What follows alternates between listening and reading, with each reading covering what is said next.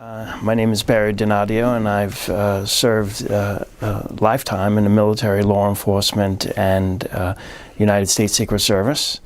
And I've always volunteered to the community. I've been a volunteer firefighter, volunteer EMT, and served in many political groups, volunteer, as well as community groups. I received a position in the government back in 2002.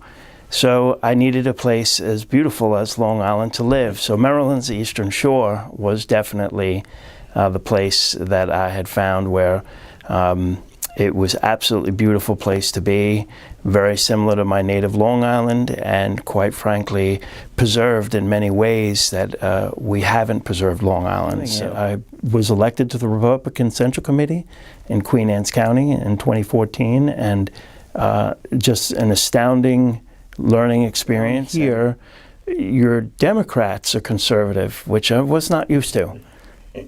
So there are Eastern Shore Democrats that are pro-Second Amendment, gun-toting, and very conservative, if not, forgive me, but Republican. I can't really put a label on conservative all the way around for every fit. I can tell you what conservative is with me. I support a strong military. I support low taxes. I support the police, fire and emergency services. I want good education for children, and you know, I'm Second Amendment all the way. I don't believe there should be any infringements on Second Amendment. Congressman Harris represents the county very well. His primary, if I remember correctly, his last election, he ran against 3 others in a primary, and these were people with names, and have won elections. Okay, yeah. So I want to say that if I remember correctly, he got 72%. Right. I mean, with those statistics, he should be running for president. Yes. I think Congressman Harris has done a very good job. I think he'll continue to do a good job. He is, my personal opinion on where I've been around him, he cares. And that means a lot to me, and I think it means a lot to voters. So I don't think you would get a deaf ear.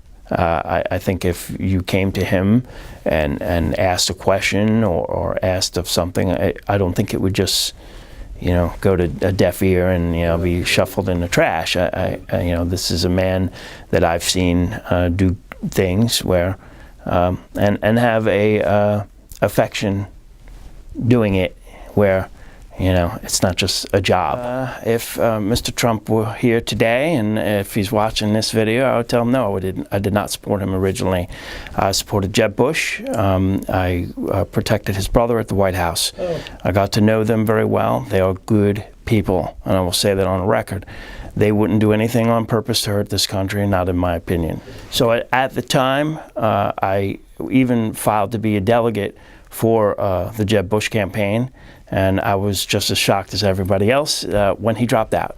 So the bigger question, what to do now, who to support, Ted Cruz or Donald Trump, and I really had a tough decision there, and I had to say, well, okay, well, I like both of these guys, and, you know, there's nothing personal here. Let's look at the record. What have these gentlemen done politically for, let's say, the military, Second Amendment, abortion, if you will? And the one with the track record was Ted Cruz. When President Trump, now President Trump, won primary, I supported Trump 100%. 100%. It's a different time, and we're in a different society than even as recently as when Mr. Bush was elected. Is it for the better or is it for the worse? History will be the judge of that. And I've read a report, hopefully it's true, that he's authorized the building of over 200 B-2 stealth bombers. Okay, tremendous undertaking, tremendous cost. We need it, and that's not my political opinion. That is my professional opinion as a military strategist, as well as former Secret Service and president of a private security firm. I can tell you what I've seen here, and I worked the polls during the primary for when the president was running for office. I never thought I'd see the day that Democrats came out, voted in a primary. They could only vote for either Mr. Sanders or Hillary, and they were coming to me upset, wanting to know why they couldn't vote for Trump. And I said to myself, okay, this is an interesting anomaly going on here, and I'm going to make a mental note of it and keep it right here, and only wondering if it's happening everywhere else in the country, and apparently it was. Democrats wanted Trump. And what I had heard over and over and over again is that they didn't want her. That's what they kept saying.